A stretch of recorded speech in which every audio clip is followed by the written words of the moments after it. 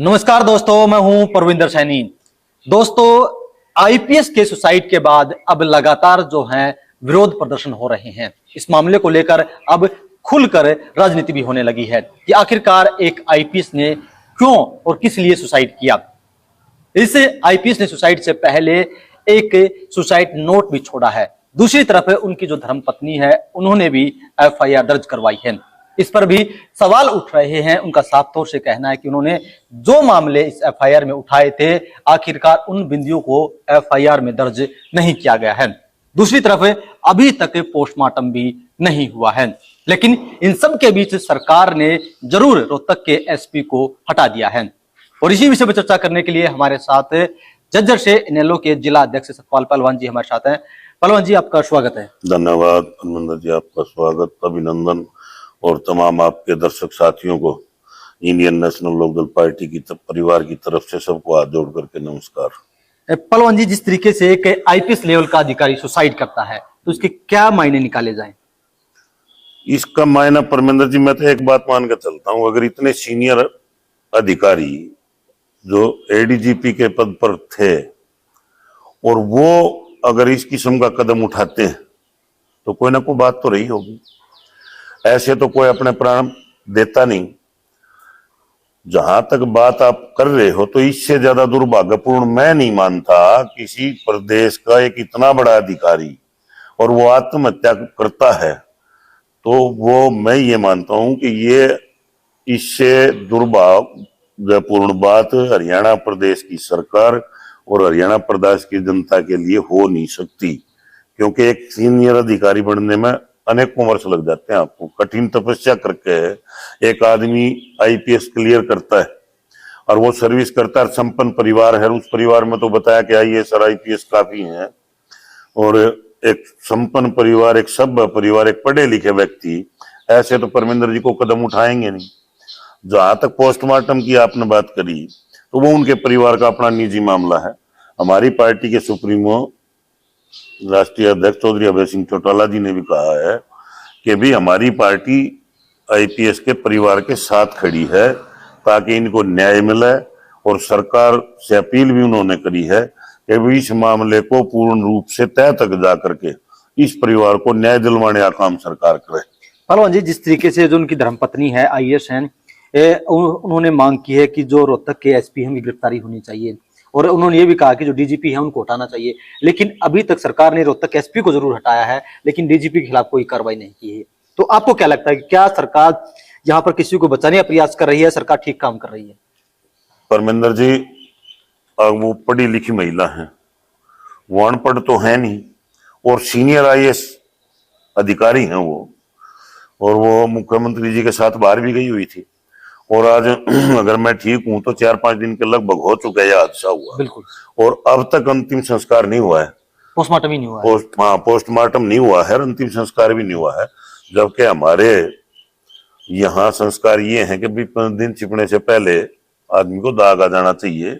और जहां तक उन्होंने दाग नहीं दिया है तो उसके पीछे उनके पास कोई सबूत होंगे, या उनको ये शौक तो है नहीं कि भाई हम पार्थिव शरीर को अपने मकान पर रखें।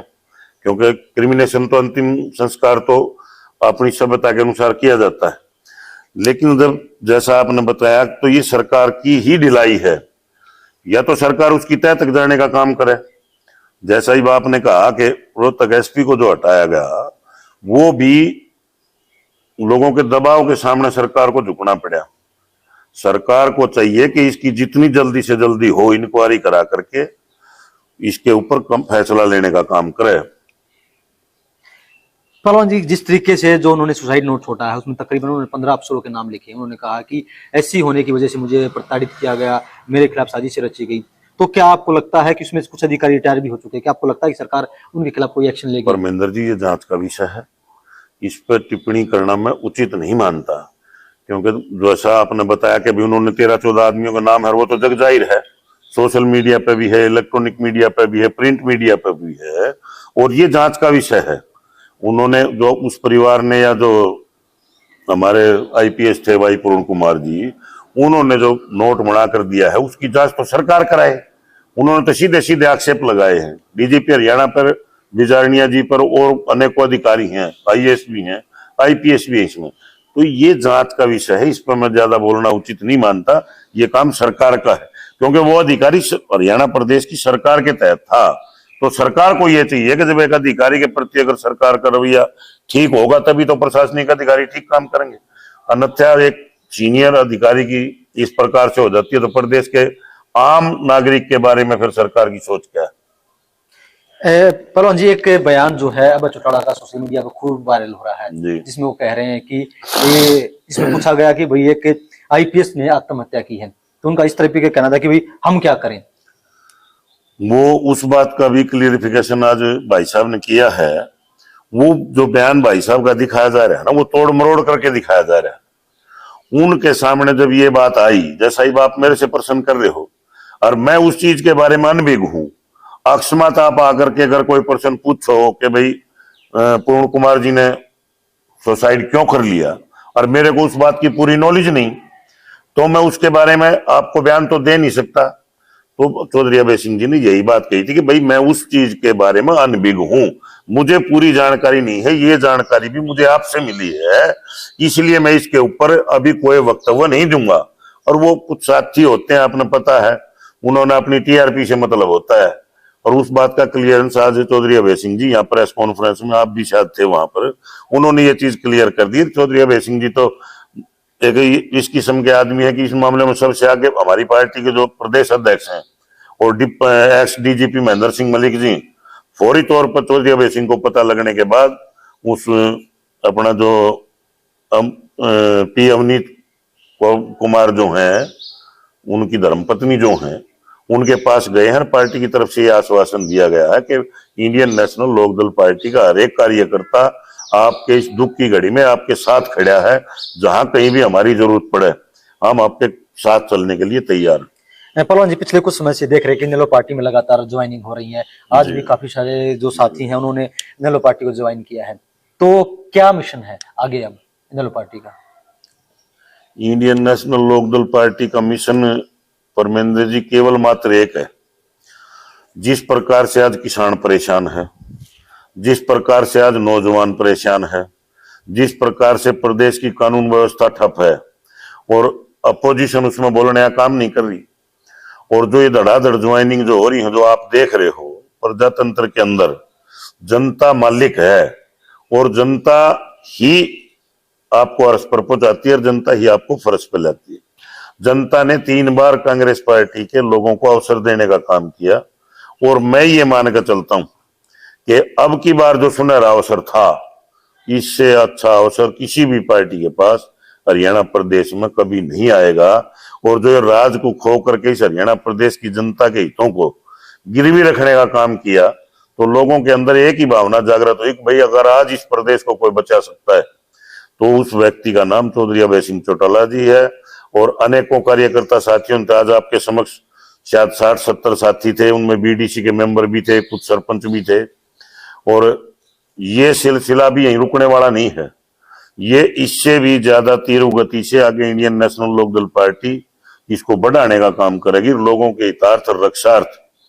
मैं अपने जिले की बात करूं, आज हमारे जिले के अंदर आज भी लगभग, अगर मैं सही हूं तो 40,000 एकड़ के समथिंग खेतों के अंदर 1 फीट से लेकर के 2-2, 2.5 फीट तक पानी खड़ा हुआ है।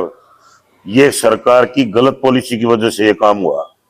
यहां देख लो आप जाकर के मंडी के अंदर, तो अभय सिंह जी भी गए थे, हम भी गए थे आज, तो जो किसान के बाजरे की खरीद का एमएसपी प्राइस है वो 2750 के आसपास है, 2770-75 के आसपास है। लेकिन हरियाणा प्रदेश की सरकार जो एमएसपी पे किसान का दाना दाना खरीदने का वादा करती थी, उस सरकार ने पूरे दक्षिणी हरियाणा में ये फसल होती है बाजरे की, उसका एक दाना भी गवर्नमेंट पूल में, ना फेड में, ना अपना केंद्रीय पूल में, एक दाना भी बाजरे का हरियाणा प्रदेश की सरकार ने खरीदने का काम नहीं किया। केवल और केवल ये कह के पल्ला झाड़ दिया कि हम भावांतर देकर किसान की भरपाई कर देंगे। जबकि आज अब आपसे थोड़ी दूर मंडी है, आप पता भी कर लेना, किसान का बाजरा जो हो 1600 रुपए से 1900 रुपए के बीच में उठ रहा है। अगर हम बीज का भी भाव लेकर के चलते हैं, 1750 भी लेकर के चलते हैं, तो फिर 500 रुपए 525 रुपए गवर्नमेंट दे रही है। उसके बावजूद भी किसान की जो बचत थी 500 रुपए के लगभग किसान को नुकसान होने का काम आज झज्जर की मंडी में हो रहा है। और ये नहीं कि बाजरे की फसल नहीं थी। झज्जर की हरियाणा प्रदेश का जिक्र करोगे तो आप बहुत बड़ा हो जाएगा। मैं झज्जर मंडी की अगर बात बताऊं तो 1 लाख क्विंटल से ज्यादा की मात्रा में झज्जर की अनाज मंडी में बाजरा आया था। और जो प्राइवेट सेक्टर खरीद रहे हैं, प्राइवेट सेक्टर अपनी मनमर्जी के भाव में लेगा और सरकार ने यह तय कर दिया भावांतर हम 525 रुपए देंगे। तो फिर बीच का जो किसान का जो नुकसान हुआ उस नुकसान की भरपाई कौन करने का काम करेगा? ये भारतीय जनता पार्टी के साथी सरकार मंत्री बताने का काम करें। जबकि आप ये वादा करते हो कि भारतीय जनता पार्टी की सरकार एक एक दाने को एमएसपी पे खरीदने का काम करेगी। वही सिलसिला जो धान की मंडियां हैं उनके अंदर आज चला हुआ है। धान सरकार ने यह कहा था कि हम 3100 रुपए के भाव से खरीदने का काम करेंगे। पहली बात तो उस धान को 3100 रुपए नहीं खरीदा गया। दूसरी बात, प्राकृतिक आपदा, किसान को नुकसान तब होता है जब किसान की फसल खेत में नष्ट हो जाती है। और जब किसान ने अपनी मेहनत करके उस फसल को मंडी में लाकर रखने का काम किया, उसके बाद अगर वो अनाज बीकता है तो फिर वो कमजोरी सरकार की है, किसान की नहीं है। और उस गीले के नाम पर काट करके एक ही, परमेंद्र जी आप सीनियर पत्रकार हो, मेरे को एक बात बताओ, एक ही डेयरी का धान और 2 मशीनों के ऊपर रखा जाता है। एक में मॉइस्चर आता है 18.75% और उसी धान को उस मशीन से उठाकर दूसरी के ऊपर रख दिया जाता है, वो उसका मॉइस्चर आता है 23%। तो ये क्या गालमेल है? ये भी सरकार बताने का काम करे। नमी के नाम पर जहां किसान को ठगने का काम किया जा रहा है वो उठान नहीं है। बरसात होकर वो भीग गया, अब भीगे हुए को फिर जो परचेज कंपनी करेंगी वो फिर किसान का भाव तोड़ेंगी। तो इसकी बात से तो ये चरितार्थ होता है कि भारतीय जनता पार्टी की सरकार किसानों के हित में एक भी कदम उठाने का काम नहीं कर रही। और हमारे जिले के अंदर आज भी 40-45 हजार एकड़ जो मैंने आंकड़े नोट करे हैं, उस जमीन के अंदर पानी भरा हुआ खड़ा है। अगर जो वो जमीन 10-5 दिन के अंदर खाली नहीं हुई तो फिर किसान तो लठर भीत के विचार आ गया। पिछली फसल तो उसकी वैसे बर्बाद होगी, अगली फसल की बिजाई नहीं होगी। तो हम इंडियन नेशनल लोकदल पार्टी तो या सिंह जी भी आज कह गए हैं और सरकार से ये मांग करते हैं कि जितनी जल्दी से जल्दी हो सके इन किसानों की गिरदावरी तो सरकार कराकर इनको मुआवजा देने का काम करे। और जिन खेतों के अंदर आज पानी भरा खड़ा हुआ है उस पानी को निकलवा करके किसान का समाधान करने का काम करे, ताकि वो अगली बिजाई करके इस देश का अपने परिवार का भरण पोषण करने का काम किसान करे। पहलवान जी, बीजेपी सरकार को 1 साल पूरा हो गया है, आप इस 1 साल को कैसे देखते हैं? परमेंद्र जी, मेरे आपके देखने से कोई फर्क नहीं पड़ता। किसानों की बात मैंने आपको बता दी। किसानों के मुद्दे पर भारतीय जनता पार्टी की सरकार बिल्कुल भी संवेदनशील नहीं है।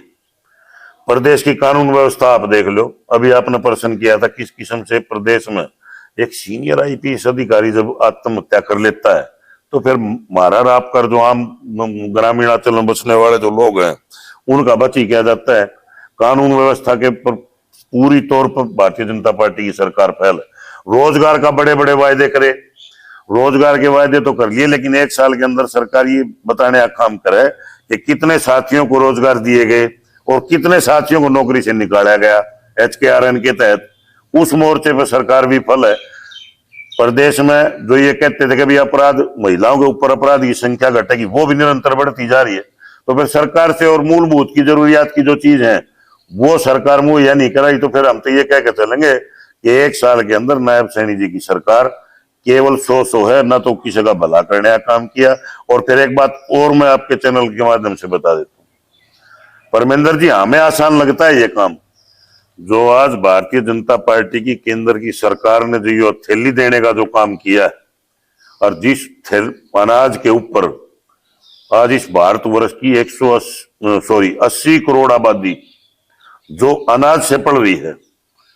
आज तो चलो आप अनाज दे रहे हो, कल अगर सरकार बदल गई और अगली सरकार ने मजबूरी में कोई कदम लेना पड़ा, क्योंकि हालात देश के इस किस्म के हो गए कि आज हिंदुस्तान दुनिया का सबसे पहला देश बन चुका है कर्जे में। आपने भी पढ़ा होगा और आंकड़े भी आपने देखे होंगे। जब कर्जा आपके ऊपर निरंतर बढ़ता चला जाएगा तो फिर आप करोगे क्या?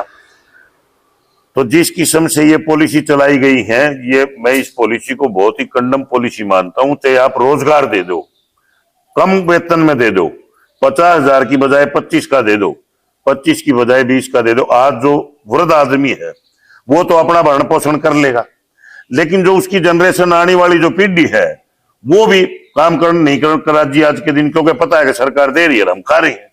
लेकिन कल ना अगर ये योजना हट गई तो फिर उस बच्चे का भविष्य क्या होगा जो आज अनाज के ऊपर पड़ा हुआ है।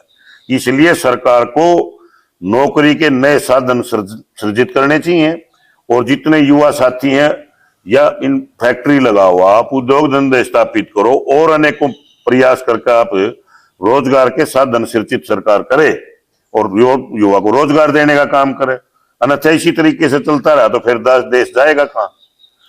तो चलिए दोस्तों, कहीं ना कहीं सरकार का जो है 1 साल वो भी पूरा हो गया है, और ऐसे में राजनीतिक पार्टियों को लगता है कि सरकार पूरी तरीके से हर एक मोर्चे पर विफल रही है। कानून व्यवस्था हो या किसानों की बात हो या फिर रोजगार की बात हो, इन तमाम मुद्दों पर सरकार पूरी तरीके से विफल रही है। प्रधान जी, हमसे बातचीत करने के लिए thank you Parmendra, thank you.